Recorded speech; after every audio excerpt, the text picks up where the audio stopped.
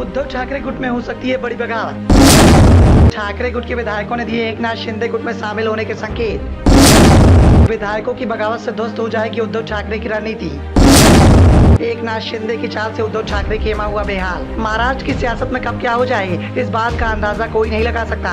महाराष्ट्र की सियासत का मिजाज मौसम से भी तेज बदलने लगा है। बीते दिनों एनसीपी में बड़ी बगावत देखने को मिली, जिसने महाराष्ट्र की सियासत में बीजेपी को फ्रंट फुट पर खड़ा कर दिया और अब एक बार फिर से उद्धव ठाकरे गुट में टूट के संकेत मिलने लगे हैं। उद्धव ठाकरे खेमे में शामिल कई विधायकों के द्वारा एकनाथ शिंदे गुट में शामिल होने के संकेत दिए जा रहे हैं, तो वहीं बीजेपी के द्वारा उन्हें अपनाने का ऑफर भी दिया जा रहा है। राष्ट्रवादी कांग्रेस पार्टी एनसीपी में टूट के बीच में उद्धव ठाकरे गुट में एक बार फिर से दरार के संकेत मिलने लगे हैं। खबर निकलकर सामने आ रही है कि 4 विधायक उद्धव ठाकरे का साथ छोड़कर मुख्यमंत्री एकनाथ शिंदे के साथ शामिल हो सकते हैं। पहले ही शिवसेना के 2 विधायक एकनाथ शिंदे के साथ शामिल हो चुके हैं। इसी बीच शिवसेना ने कांग्रेस गुट को भी सरकार में आने का न्योता दे दिया है। महाराष्ट्र सरकार में उद्योग मंत्री उदय सामंत इस बात का दावा कर रहे हैं कि उद्धव कैंप की ओर से 4 विधायक उनके संपर्क में बताए जा रहे हैं। हालांकि अब तक ये साफ नहीं हो पाया है कि 4 विधायक कौन हैं। हाल ही में एमएलसी रही नीलम गोरे ने शिंदे कैंप का दामन थाम लिया था।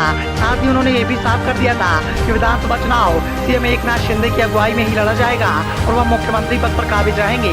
फिलहाल महाराष्ट्र की कैबिनेट विस्तार को लेकर चर्चाएं तेज हो गई हैं और कहा जा रहा है कि नए डिप्टी सीएम अजीत पवार वित्त मंत्रालय चाहते हैं, जिसे लेकर शिवसेना असहज दिखाई दे रही है। हालांकि अब तक किसी नेता ने इस बात की खुलकर नाराजगी जाहिर नहीं की है। दरअसल महाविकास अघाड़ी सरकार में अजीत पवार के पास ही वित्त विभाग था और शिंदे कैंप आरोप लगा रहा था कि उन्हें फंड के लिए परेशान किया जा रहा था, जबकि एनसीपी विधायकों को तरजीह दी जा रही थी। इधर सामंत ने एनसीपी में आने के बाद शिवसेना में नाराजगी की बात से इंकार कर दिया है। इतना ही नहीं, उन्होंने यह तक कह दिया है कि अगर कांग्रेस का गुट एनडीए सरकार में शामिल होता है तो उन्हें भी सत्ता में शामिल किया जाएगा।